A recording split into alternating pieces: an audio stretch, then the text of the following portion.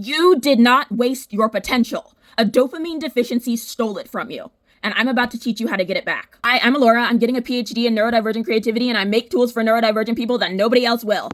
And this is the big breakdown on how to dopamine farm. Before you start any task, you need to use strategies to improve your dopamine levels to the point where you can physically do the task without it feeling like you're chewing off your own arm. A neurodivergent brain is wired differently than a neurotypical brain. And one of the ways that shows up is motivation. Neurotypical people are motivated by the importance of a task. A neurodivergent brain could not care less about the importance of a task. It is motivated by this acronym and this acronym only. Write this down. INCUP.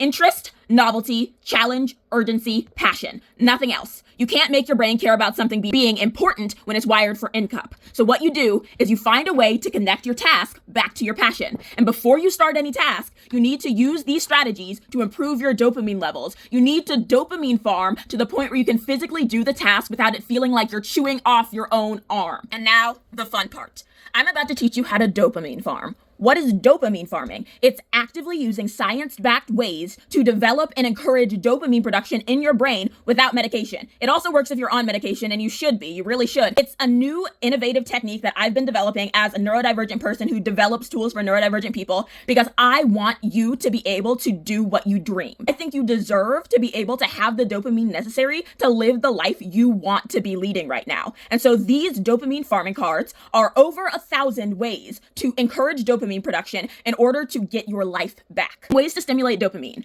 Sour candy, strong but pleasant smells like perfume or oranges, preferably multiple smells in rapid succession. Perfumes work really well for this. And 5 sit-ups. Just 5. It's not for exercise. It's a tool to wake up your brain. There is a scientific term for the state of low dopamine, understimulation. It doesn't get as much press as overstimulation, but I would argue it's actually more damaging to your success long-term than overstimulation. Before you start any task, stimulate dopamine production, dopamine farm, and it will go 100 times smoother.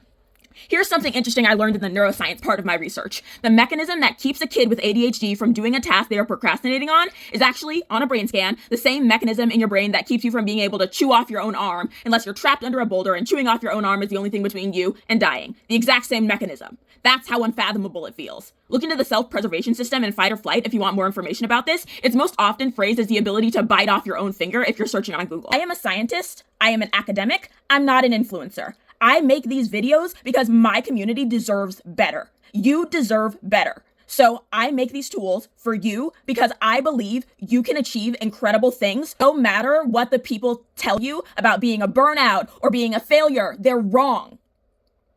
All it takes is the dopamine to do the thing. That's all it takes.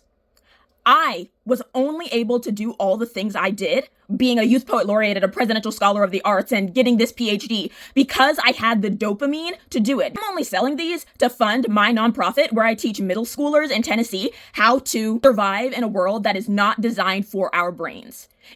They are available right now on my Shopify and my Etsy. And there are 2 different packs. There's one that's practical, specifically ways that you can encourage dopamine in a practical sense, like wiggling your fingers and toes one by one, or doing sit-ups or jumping jacks. These are all scientifically proven ways to encourage dopamine production. And then there's the creative pack. This one is my favorite. These are ways to make things fun when they feel like torture. It's actually fun. It sounds so dumb, but it makes things suck so much less. I design tools for neurodivergent people that nobody else cares enough to design. It's really hard to successfully grow up and be a person you want to be in a world that hates you. But it's gonna be okay.